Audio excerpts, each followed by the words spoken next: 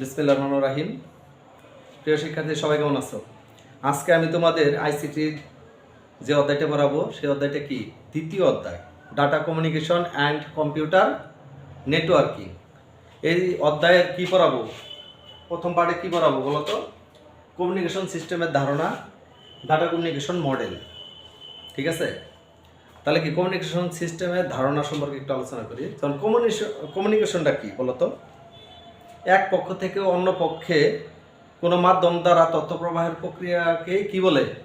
Communication বলে বা যোগাযোগ বলে। আবার আমরা আরেকটা ভাবে বলতে পারি, যেমন এক ব্যক্তির নিকট থেকে অন্য ব্যক্তির নিকট খবরাখবর বা মতামত হস্তান্তর প্রক্রিয়া, এটি হলো কি? কমিউনিকেশন বা যোগাযোগ। ঠিক আছে, এই কমিউনিকেশন সিস্টেমের ধারণার তিনটা অংশ। কি কি অংশ দেখো, আমি চিত্রের মাধ্যমে দেখাই।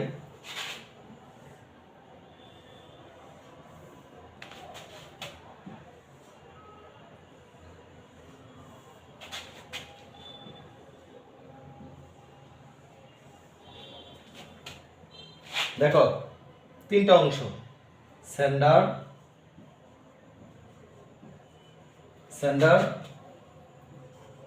মিডিয়া,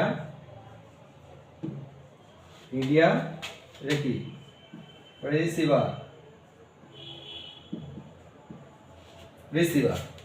দেখো সেন্ডার থেকে মিডিয়াতে যাবে আর মিডিয়া থেকে রিসিভারে যাবে। সেন্ডার মানে কি? প্রেরক। আর মিডিয়া মানে কি? মাধ্যম। রিসিভার মানে কি? প্রাপক বা গ্রহণকারী। ক্লিয়ার? যেমন দেখো, সেন্ডার থেকে কোনো ডাটা পাঠাইলে রিসিভারে কিসের মাধ্যমে যাবে? একটা মিডিয়ার মাধ্যমে যাবে, একটা মাধ্যমের মাধ্যমে যাবে। কোনো তথ্যই সেন্ডার থেকে সরাসরি রিসিভারে যাইতে পারবে না, মাধ্যমে যাবে। ঠিক আছে, এটা হলো মিডিয়া। তাহলে কি কমিউনিকেশন সিস্টেমের ধারণার তিনটা অংশ বুঝতে পারছো? Sender, media, receiver. সেন্ডার থেকে রিসিভারে যাবে কি? মাধ্যমে। আর আমরা ডাটা কমিউনিকেশন মডেলের ভিতরে আমরা এটা আরো বিস্তারিত দেখতে পারবো। ঠিক আছে,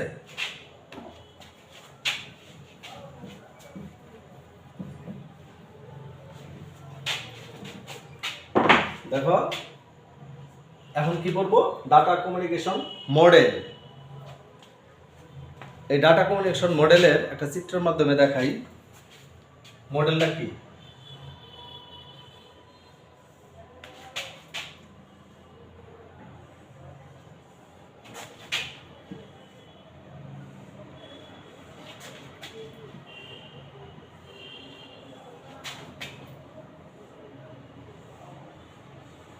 দেখো ডাটা কমিউনিকেশন মডেলটা, এটা কি?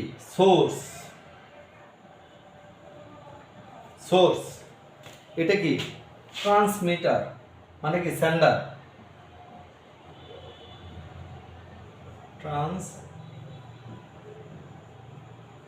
ট্রান্সমিটার, এটা কি? ট্রান্সমিশন সিস্টেম, মানে মাধ্যম।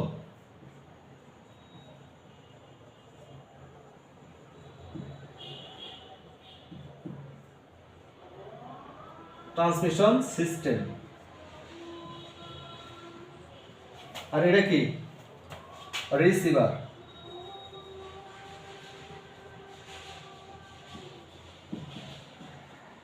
এটা রিসিভার। আর এটা কি?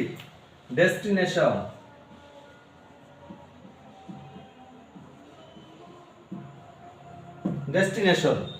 তাহলে দেখো, সোর্স থেকে আগে তোমাদের একটু বোঝাই। সোর্স মানে কি? উৎস। ট্রান্সমিটার মানে কি বলতো? প্রেরণকারী। ট্রান্সমিশন সিস্টেম মানে কি? একটা মাধ্যম। রিসিভার মানে কি? গ্রহণকারী। ডেস্টিনেশন মানে কি? গন্তব্য। তাহলে দেখো, সোর্স থেকে ট্রান্সমিটারে যাবে, ট্রান্সমিটার থেকে ট্রান্সমিশন সিস্টেমে যাবে, ট্রান্সমিশন সিস্টেম থেকে রিসিভারে যাবে, আর রিসিভার থেকে ডেস্টিনেশনে যাবে। ঠিক আছে, যেমন আমি একটা এক্সাম্পল দিয়ে বলি। যেমন এই জায়গাতে একটা টেক্সট, সোর্স থেকে একটা টেক্সট যাবে, টেক্সট। মনে করো সোর্স থেকে একটা টেক্সট যাবে কোথায়? ডেস্টিনেশনে। তার কিসের মাধ্যমে যাবে?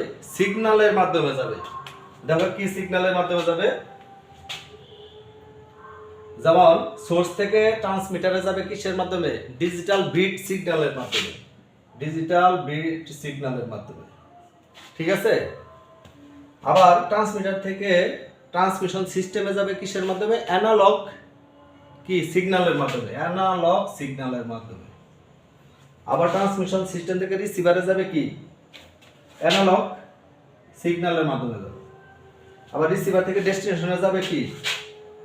ডিজিটাল বিট সিগন্যালের মাধ্যমে যাবে, ঠিক আছে। তাহলে দেখো টেক্সট, টেক্সট তাহলে আমরা কি বুঝলাম? একটা টেক্সট যদি আমরা উৎসতে এখানে দেই, এখান থেকে যদি ডেস্টিনেশনে পাঠাই, তাহলে কি যাবে? সরাসরি কিন্তু টেক্সটে যাবে না, কি যাবে? এর মাঝখানে সিগন্যাল যাবে, সিগন্যাল যায়, সিগন্যাল কিসে রূপান্তরিত হবে? ডেস্টিনেশনে যায় টেক্সটে রূপান্তরিত হবে, ঠিক আছে।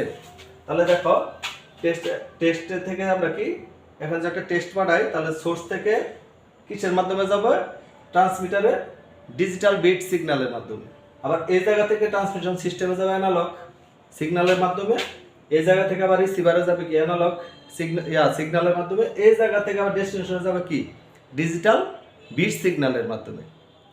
এন্ড কি মোটামুটি বুঝতে পারছো যে একটা টেক্সট সরাসরি কিন্তু একটা টেক্সটে যায় না, ঠিক আছে। কি যায়? সিগন্যালের মাধ্যমে যায় টেক্সটে রূপান্তরিত হয়। যেমন তোমার একটা এক্সাম্পল দেখাই, এই সোর্সটা কি?